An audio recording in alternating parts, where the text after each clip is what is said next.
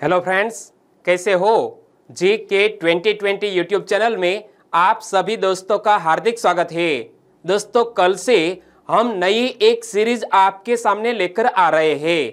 Series का नाम है NCERT वीडियो सीरीज और हम कल से करंट अफेयर का वीडियो बंद करने जा रहे हैं और आपसे गुजारिश है कि आप हमारी NCERT वीडियो की सीरीज डेली देखिएगा। यदि आप क्लास 1-2 की एग्जामिनेशन की प्रिपरेशन कर रहे हैं तो हमारी यह सीरीज आपके लिए निश्चित तौर ही मददरूप हो सकती है। और दोस्तों, आज हमारा करंट अफेयर का लास्ट डे है, तो आज है 1 नवंबर। कौन कौन सी घटनाओं को लेकर आज 1 नवंबर करंट अफेयर में है, तो देखो दोस्तों, क्या आपको पता है G20 शिखर सम्मेलन में एक पृथ्वी एक स्वास्थ्य का मंत्र किसने दिया है? 1 नवंबर को किस राज्य ने अपना स्थापना दिवस मनाया? दुनिया का सबसे ऊंचा पोलिंग बूथ टशीगंग किस राज्य में स्थित है? ऐसे ही 13 बड़ी खबरों को कवर करते हुए हमने आज का बोले तो 1 नवंबर 2021 का करंट अफेयर का वीडियो तैयार किया है। क्वालिटी की दृष्टि से बेस्ट यह वीडियो, आप लास्ट तक देखें। लास्ट में मैं आपसे एक क्वेश्चन पूछूंगा जिसका आंसर आपको नीचे कमेंट बॉक्स में देना है। और अभी तक आपने हमारी जी के 2020 चैनल को सब्सक्राइब नहीं किया है तो सब्सक्राइब कीजिए, पास में जो बेल आइकन है उसे भी प्रेस कर दीजिए, क्योंकि आने वाले हर एक वीडियो की अपडेट आपको सबसे पहले मिले। और आज के वीडियो के क्वेश्चन की PDF फाइल आप पढ़ना चाहते हैं तो नीचे डिस्क्रिप्शन में लिंक रख दी है, वहां पर क्लिक करके डाउनलोड कर सकते हैं, पढ़ सकते हैं। चलिए बिना वक्त गवाए स्टार्ट करते हैं पहले क्वेश्चन से। लेकिन दोस्तों, जब आज है 1 नवंबर, यानी कि 1 नवंबर को बहुत से राज्यों का गठन हुआ था, तो कौन कौन से राज्यों का गठन 1 नवंबर को हुआ था, यह याद रखने के लिए हमने एक ट्रिक खोज निकाली है। मैंने भी YouTube पर सर्च किया था, इंटरनेट पर सर्च किया था और बहुत अच्छी ट्रिक्स मुझे मालूम पड़ी। ट्रिक्स क्या थी? पके आम पे यूपी का हक, यह सेंटेंस याद रख लेने से कौन कौन से राज्यों का गठन 1 नवंबर को हुआ था वो आपको आसानी से याद रह जाएगा। कौन सी ट्रिक्स याद रखनी है? पके आम पे यूपी का हक। प बोले तो पंजाब, के बोले तो केरल, आ बोले तो आंध्र प्रदेश, मपे बोले तो मध्य प्रदेश, यूपी का मीनिंग है उत्तर प्रदेश और का सिर्फ यूं ही जोड़ा गया है। ह बोले तो हरियाणा और क बोले तो कर्नाटक। यह सभी राज्यों का गठन 1 नवंबर को हुआ था। फिर से एक बार ट्रिक्स याद रख ले। पके आम पे यूपी का हक, और यहां मैप में देखिए कौन कौन से राज्यों का गठन 1 नवंबर को हुआ था। पंजाब, हरियाणा, उत्तर प्रदेश, मध्य प्रदेश, कर्नाटक, आंध्र प्रदेश और केरल राज्य का गठन 1 नवंबर को हुआ था। और दोस्तों, पहला क्वेश्चन है आपकी स्क्रीन पर। सुर्खियों में रहा कोरोनल मास इजेक्शन क्या है? हाल ही में सुर्खियों में रहा यह कोरोनल मास इजेक्शन एक सौर तूफान है, यानी कि इस क्वेश्चन का सही आंसर है एक सौर तूफान जो हाल ही में उठा है और हमारी पृथ्वी के सैटेलाइट को काफी खतरा भी हो सकता है यह कोरोनल मास इजेक्शन से। तो national oceanic and atmospheric administration के तहत अंतरिक्ष मौसम सूचना केंद्र ने बताया है कि सूर्य पर बृहस्पतिवार की देर रात बड़ा सौर तूफान उठा और कोरोनल मास इजेक्शन नामक यह तूफान 31 अक्टूबर को सुबह तक धरती के बेहद नजदीक पहुंचा और हमारे जो सैटेलाइट्स है वो हमारी पृथ्वी के इर्द गिर्द घूमते हैं, उनको काफी खतरा हो सकता है। इसी तरह की चिंता वैज्ञानिकों ने जताई थी।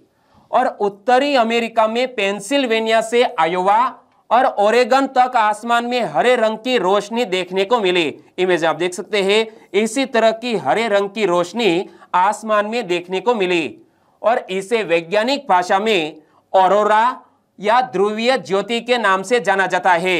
यह हरी रोशनी को साइंटिफिक लैंग्वेज में ऑरोरा और ध्रुवीय ज्योति के नाम से जाना जाता है। और दोस्तों, इसी तरह हर क्वेश्चन से जुड़े इंपॉर्टेंट फैक्ट मैं आपके सामने रखता हूं। हमारा यह तरीका आपको अच्छा लगता है, लेकिन कल से हम NCERT वीडियो की सीरीज स्टार्ट करने जा रहे हैं और खास तौर पर हमारी यह सीरीज क्लास 1-2 की एग्जामिनेशन में जो बेसिक इंफॉर्मेशन है वो कवर करना है।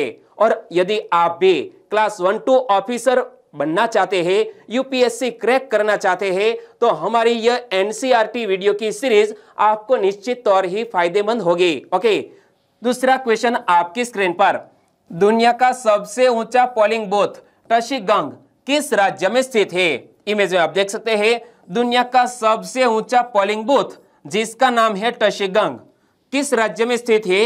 हिमाचल प्रदेश राज्य में स्थित है। यानी कि इस क्वेश्चन का सही आंसर है हिमाचल प्रदेश। हिमाचल प्रदेश में 30 अक्टूबर को एक संसदीय सीट और 3 विधानसभा सीटों के लिए 8 जिलों के 20 विधानसभा क्षेत्रों में हुए उपचुनाव में 66.91% मतदान हुआ और दुनिया के सबसे ऊंचे पोलिंग बूथ टशीगंग में 100% मतदान हुआ। तो दोस्तों यह जीके बेस्ड करंट अफेयर है कि दुनिया का सबसे ऊंचा पोलिंग बूथ कौन सा है? टशीगंग है। और यह किस राज्य में स्थित है? हिमाचल प्रदेश राज्य में स्थित है और यहां पर 100% मतदान हुआ है। और हिमाचल प्रदेश के लाहौल स्पीति जिले में दुनिया के सबसे ऊंचे मतदान केंद्र टशीगंग में दूसरी बार मंडी लोकसभा सीट के लिए उपचुनाव में वोट डाले गए। और टशीगंग मतदान केंद्र की बात करें तो टशीगंग मतदान केंद्र में 29 पुरुष और 18 महिला मतदाता है। क्या सिर्फ 29 पुरुष और 18 महिला मतदाता है? और चीन सीमा से 10 किलोमीटर की दूरी पर यह मतदान केंद्र 15,255 फीट, मीटर में बोले तो 4,650 मीटर की ऊंचाई पर यह दुनिया का सबसे ऊंचा पोलिंग बूथ स्थित है जिसका नाम मत भूलिएगा, टशीगंग। तीसरा क्वेश्चन, जयंती और दिवस के संदर्भ में कौन सा युग्म सही है? इसी पैटर्न के क्वेश्चन क्लास 1-2 के एग्जामिनेशन में पूछ लिए जाते हैं और चारों ऑप्शन को यहां ध्यान से पढ़ना होता है। तो यहां हमें पूछा गया है जयंती और दिवस के संदर्भ में कौन सा युग्म सही है। चलिए चारों ऑप्शन को ध्यान से पढ़ते हैं। सरदार वल्लभ भाई पटेल की जयंती को राष्ट्रीय एकता दिवस के रूप में मनाया जाता है। बिल्कुल सही बात है। सरदार वल्लभ भाई पटेल जी का जन्म कल यानी कि 31 अक्टूबर को मनाया जाता है पूरे भारत देश में। विश्व की सबसे ऊंची प्रतिमा सरदार वल्लभ भाई पटेल के नाम पर ही बनी है। कहां पर? गुजरात में स्टैच्यू ऑफ यूनिटी, जिसकी हाइट कितनी है? 182 मीटर।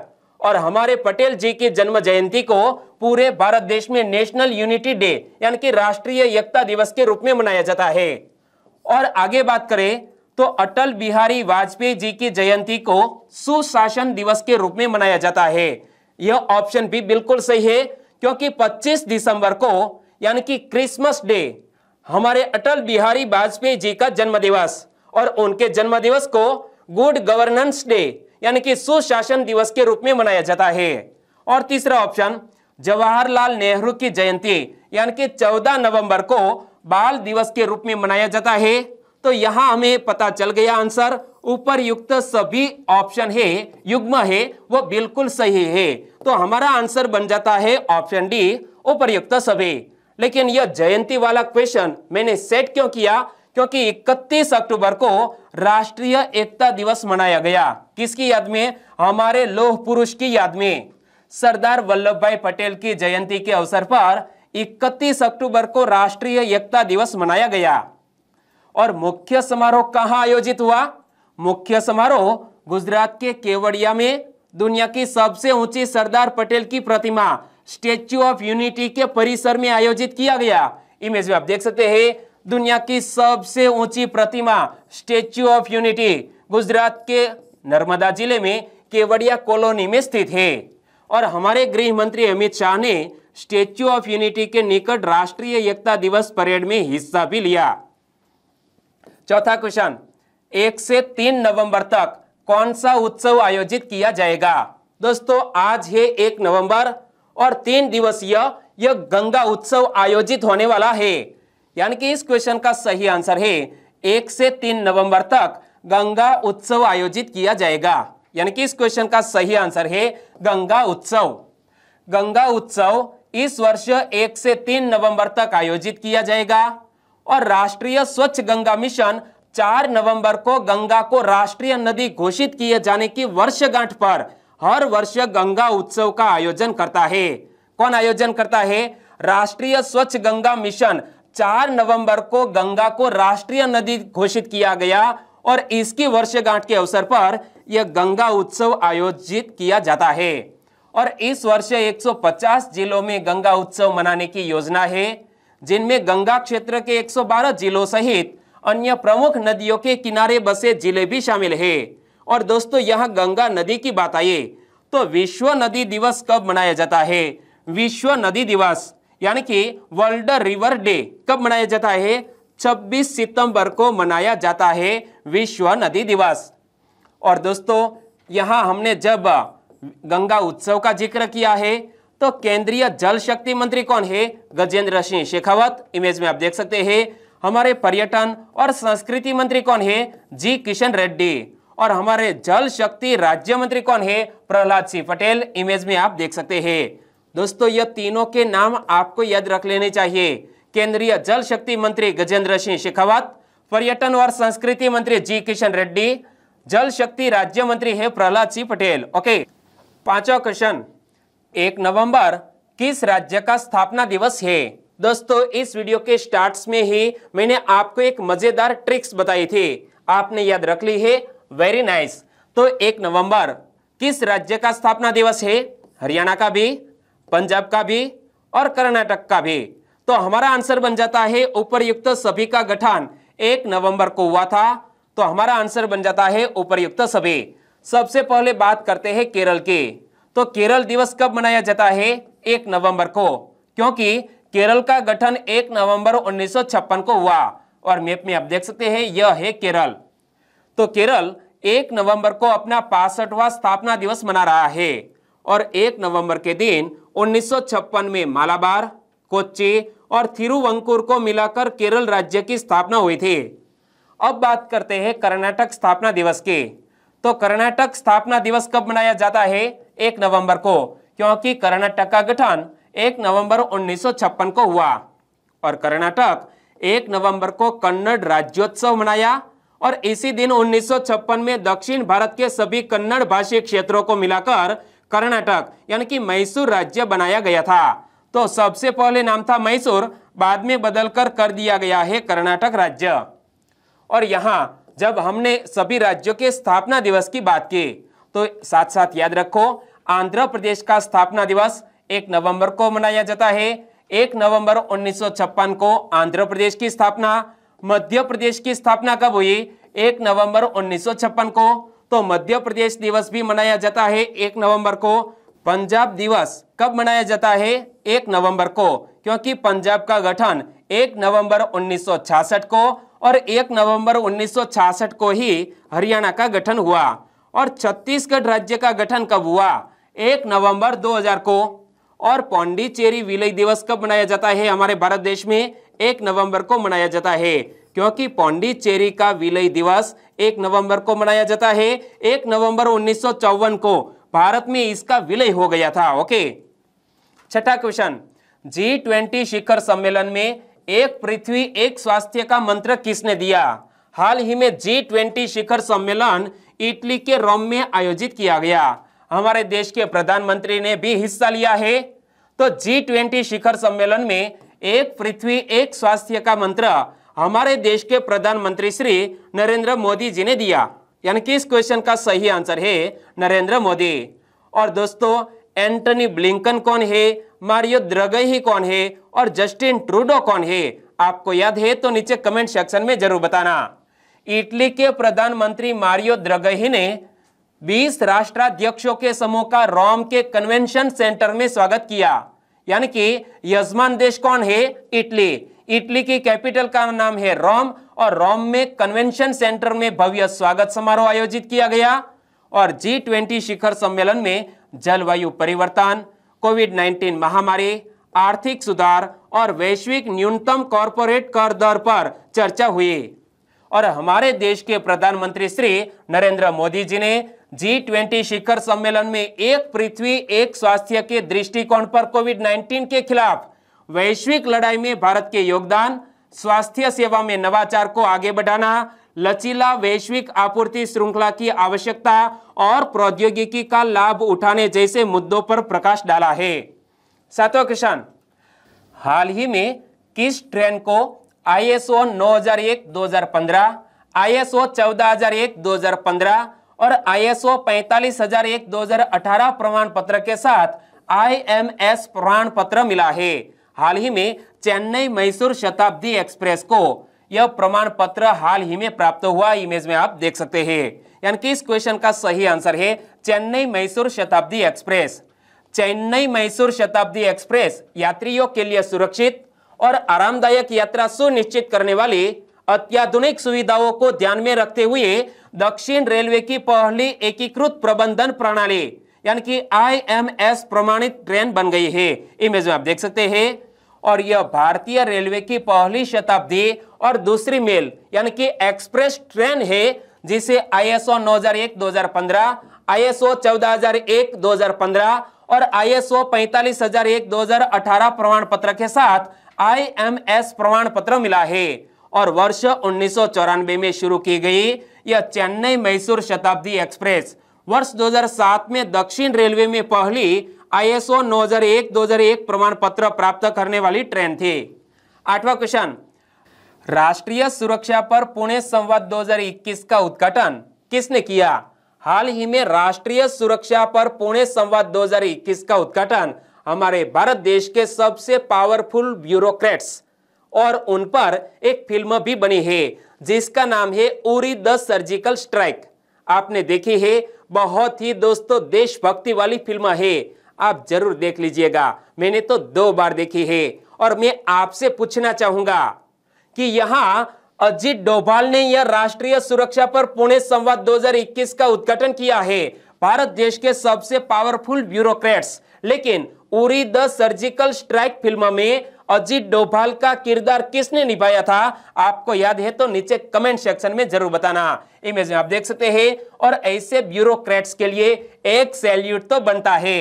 राष्ट्रीय सुरक्षा सलाहकार अजीत डोभाल द्वारा 28 अक्टूबर को राष्ट्रीय सुरक्षा पर पुणे संवाद 2021 के 6ठे संस्करण का ऑनलाइन माध्यम से उद्घाटन किया गया। तो याद रखो, हमारे राष्ट्रीय सुरक्षा सलाहकार कौन है? अजीत डोभाल। और पुणे इंटरनेशनल सेंटर द्वारा आयोजित इस 2 दिवसीय ऑनलाइन सम्मेलन को विश्व स्वास्थ्य संगठन की मुख्य वैज्ञानिक डॉक्टर सौम्या स्वामीनाथन ने भी संबोधित किया। और इस वर्ष इस सम्मेलन का विषय क्या रखा गया है? आपदाओं और महामारी के दौर में राष्ट्रीय सुरक्षा तैयारी। इसी थीम के साथ यह 2 दिवसीय सम्मेलन ऑनलाइन यानी कि वर्चुअल तरीके से आयोजित हुआ। और प्रतिभागियों द्वारा भारत की राष्ट्रीय सुरक्षा पर आपदाओं और महामारियों के प्रभाव को लेकर चर्चा करने के साथ ही इससे निपटने के लिए रणनीतियों के बारे में भी सुझाव दिया गया। 9वां क्वेश्चन, सुर्खियों में रहे साथियान और हरमीत देसाई का संबंध किस खेल से है? इमेज में आप देख सकते हैं। हाल ही में सुर्खियों में रहे यह साथियान और हरमीत देसाई का संबंध टेबल टेनिस खेल से है, यानी कि इस क्वेश्चन का सही आंसर है टेबल टेनिस। लेकिन यह दोनों प्लेयर करंट अफेयर में क्यों आए? साथियान और हरमीत देसाई ने विश्व टेबल टेनिस कंटेंडर का खिताब जीत लिया है। क्या? हमारे भारत देश के टेबल टेनिस प्लेयर, एक का नाम है साथियान, दूसरे का नाम है हरमीत देसाई। हरमीत देसाई हमारे गुजरात के सूरत से बिलोंग करते हैं। तो दोनों ने यह विश्व टेबल टेनिस कंटेंडर का खिताब जीत लिया है। और ट्यूनीशिया में खिताबी मुकाबले में भारतीय जोड़ी ने फ्रांस के इमानुएल लेबेसन और एलेक्जेंड्रा कैसिन को पराजित किया है और यह खिताब अपने नाम किया है। 10वां क्वेश्चन, विश्व बचत दिवस कब मनाया गया? प्रति वर्ष वर्ल्ड सेविंग्स डे कब मनाया जाता है? 30 अक्टूबर को मनाया जाता है, यानी कि इस क्वेश्चन का सही आंसर है 30 अक्टूबर बोले तो वर्ल्ड सेविंग्स डे। विश्व बचत दिवस हर साल 30 अक्टूबर को मनाया जाता है। इसे पहली बार साल 1924 में 30 अक्टूबर को मनाया गया था। इसका मुख्य उद्देश्य क्या है? वर्ल्ड सेविंग्स डे मनाने का उद्देश्य क्या है? लोगों को सेविंग्स यानी कि बचत के प्रति जागरूक करना है। और विश्व बचत दिवस को अंग्रेजी में वर्ल्ड सेविंग डे कहा जाता है। और इसकी शुरुआत 30 अक्टूबर सन 1924 में इटली के मिलान शहर में हुई। कहां पर? इटली के मिलान शहर में इसकी शुरुआत हुई। और अंतरराष्ट्रीय बचत बैंक ने इटली के मिलान शहर में आयोजित कांग्रेस अधिवेशन में विश्व बचत दिवस मनाने की पहल की थी। 11वां क्वेश्चन, देश का कब तक गैर जीवाश्म ईंधन से कुल विद्युत उत्पादन का 40% से अधिक उत्पादन हासिल करने का लक्ष्य है। दोस्तों, हाल ही में हमारे विद्युत मंत्रालय ने लक्ष्य तय किया है कि साल 2030 तक गैर जीवाश्म ईंधन से कुल विद्युत उत्पादन का 40% से अधिक उत्पादन हासिल किया जाएगा। यानी कि इस क्वेश्चन का सही आंसर है साल 2030। और विद्युत मंत्रालय ने यह स्टेटमेंट दिया है तो मान करके चलिए कि यह हमारे भारत सरकार का स्टेटमेंट है। विद्युत मंत्रालय ने कहा है कि सरकार ने ऊर्जा संरक्षण अधिनियम 2001 में कुछ संशोधन के जरिए अक्षय ऊर्जा के उच्च स्तरों को हासिल करने के लिए नए क्षेत्रों की पहचान की है। और इस संशोधन का उद्देश्य उद्योग, भवन निर्माण और परिवहन जैसे क्षेत्रों में नवीनीकरणीय ऊर्जा की मांग को बढ़ाना है। और कार्बन बचत प्रमाण पत्र के माध्यम से स्वच्छ ऊर्जा स्रोतों के उपयोग को प्रोत्साहित करने का भी प्रावधान होगा। और देश का 2030 तक गैर जीवाश्म ईंधन से कुल विद्युत उत्पादन का 40% से अधिक उत्पादन हासिल करने का लक्ष्य है। 12वां क्वेश्चन, देहरादून में मुख्यमंत्री घसियारी कल्याण योजना का शुभारंभ किसने किया है? हाल ही में देहरादून में मुख्यमंत्री घसियारी कल्याण योजना का शुभारंभ किया है हमारे देश के गृह मंत्री अमित शाह ने। यानी कि इस क्वेश्चन का सही आंसर है अमित शाह। इमेज में आप देख सकते हैं हमारे गृह मंत्री अमित शाह ने उत्तराखंड के देहरादून में मुख्यमंत्री घसियारी कल्याण योजना और 670 सहकारी समितियों तथा सहकारी प्रशिक्षण केंद्र के कंप्यूटरीकरण का शुभारंभ किया है। और यहाँ मुख्यमंत्री घसियारी कल्याण योजना की बात कही गई है तो यह योजना है क्या? देखो, पर्वतीय क्षेत्रों में रहने वाली घसियारी बहनों के सिर पर बोझ में कमी लाने में यह योजना सहायक सिद्ध होगी। योजना के अंतर्गत 50% सब्सिडी से 2 रुपये प्रति किलोग्राम की दर पर चारा उपलब्ध होगा। इससे दोस्तों हाल ही में पर्वतीय क्षेत्रों में रहने वाली यह घसियारी बहनों के सिर पर बोझ में कमी लाने में यह योजना सहायक सिद्ध होगी। किस तरह? तो कि 50% सब्सिडी से 2 रुपये प्रति किलोग्राम की दर से चारा उपलब्ध होगा इसी योजना के तहत।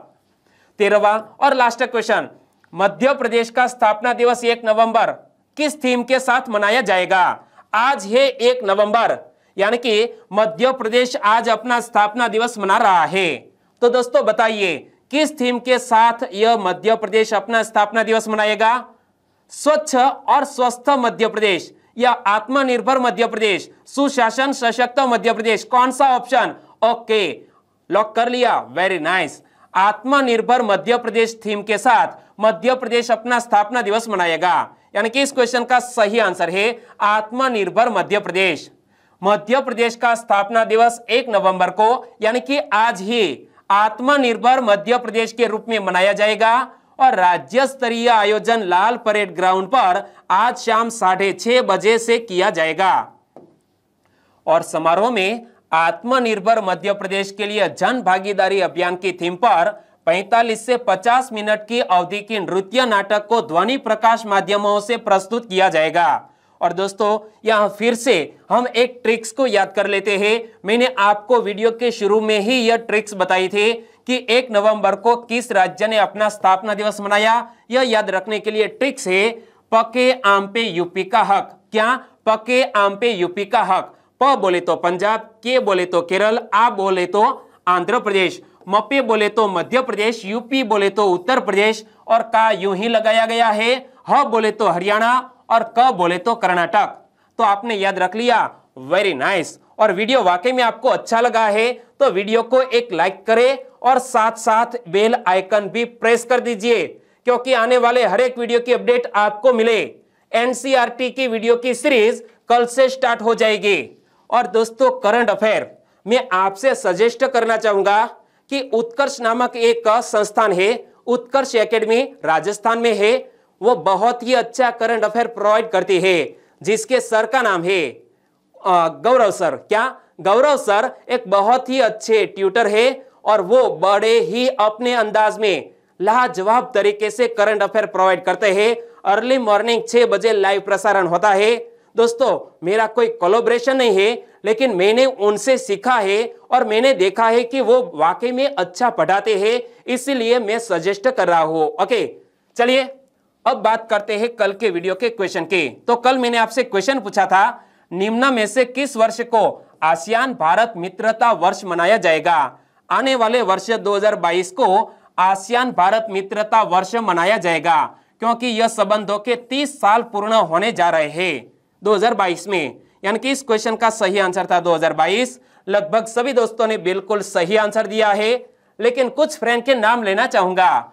तो वो है जमोड़ प्रवीण, हितेश राठवा, लवकुश शाह, महेश सापरा, सुलेंद्र नायक, मनीषा सरवैया, ड्रीम LBSNAA, रोशनी प्रजापति। सभी दोस्तों ने आंसर बिल्कुल सही दिया है। हमारे और भी सब्सक्राइबर फ्रेंड है, वो है जल्पा परमार, निशांत शाह, रॉयल रामबो, सेंटा अंकित, परमार जिग्नेश, राकेश राठवा, भावना तड़वीजी, संजय चौहान। भावना तड़वीजी, मैं आपसे क्षमा चाहता हूं, क्योंकि आप अर्ली मॉर्निंग में 4 बजे करंट अफेयर का वीडियो देखते हैं, लेकिन अब से आपको अर्ली मॉर्निंग में 4 बजे वीडियो मिलेगा, लेकिन NCERT का वीडियो मिलेगा। ओके।